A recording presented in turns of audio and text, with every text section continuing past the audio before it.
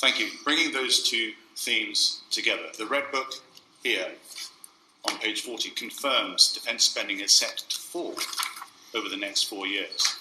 The current budget has been stretched by the requirement to cover cyber and space domains at the expense of the traditional services. So tanks, ships, planes and troop numbers are all now being cut. Would you agree, Prime Minister, that the integrated review is arguably out of date and we now need to look seriously at defence spending to be increased to 3%?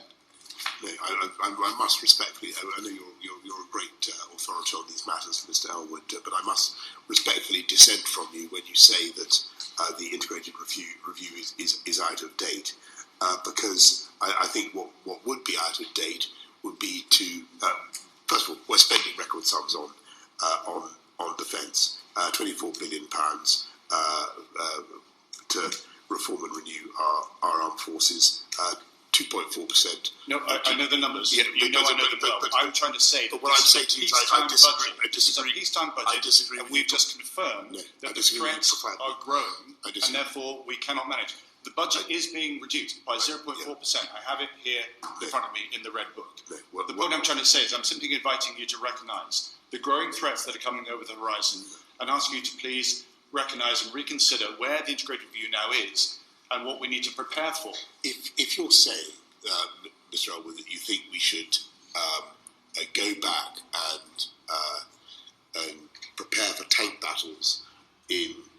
no, you're putting words into my mouth. I don't know but you're saying that you mentioned... But you mentioned tanks. We are cutting back on our tanks. What is amassing on the Russian border right now, on the Ukrainian border? It's tanks, arguably enough. Well, but that's besides the point. I'm saying step back, look at the wider security picture, look at our defence posture, and see what needs to be done. If you think that UK tanks are the answer, then... No, now you're going down and out. You're saying that we should commit UK tanks to the defence of Ukraine. No. You deliberately... I'm sorry. I'm really sorry you're taking us down this rabbit hole, because you know perfectly well it's not about I'm not taking you down a rabbit hole. Tanks are one element of a wide spectrum of our defence capability. You brought up tanks, Mr. Ellwood. Tanks. You brought up aircraft. Tanks. 48 aircraft, F-35s. You promised 138. You've cut back to 48. You cut back on not just tanks. Warriors have been removed completely. Hercules aircraft removed completely. And then 10,000 troopers have been removed. So we can talk about tanks, or we can talk about the wider spectrum of capabilities that have been reduced. At the very time I'm trying to make clear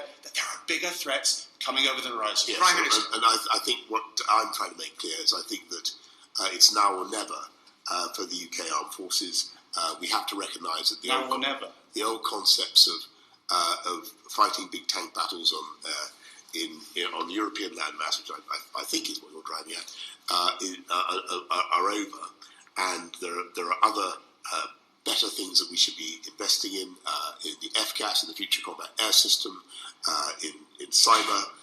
This is how warfare of the future is going to be fought in our advanced early warning systems, and that is where we need to be. I think that the investments that we are making, you can't hold ground with cyber.